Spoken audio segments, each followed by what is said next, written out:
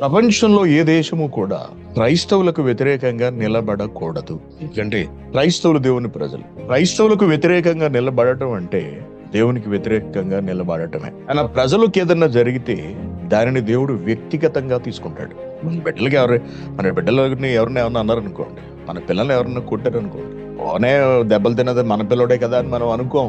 మనల్ని కొట్టినట్టుగా ఫీల్ అవుతాం కదా. ఎందుకు? వాడు మన కొడుకు, వాడు మన కడుపును పుట్టినవాడు, వాడు మన ఆస్తి, వాడు మన ప్రాపర్టీ, వాడు మన జీవితం, మన సంతోషం అంతా వాడి అందే ఉంది. చిన్నప్పటి నుంచి ఎంతో అల్లారు బుద్ధిగా పెంచుకున్నాం. అటువంటి నా కొడుకు మీద, నా బిడ్డ మీద వాడు చేయేస్తాడా అని తండ్రి ఆగ్రహంతో ఊగిపోతాడు. అదేంటి, దెబ్బలు తిన్న తండ్రి ఏం కాదుగా, కొడుకు కదా, నీకెందుకు అంత కోపం అంటే, తన తండ్రిగా కోపం ఉంటుంది, వస్తుంది.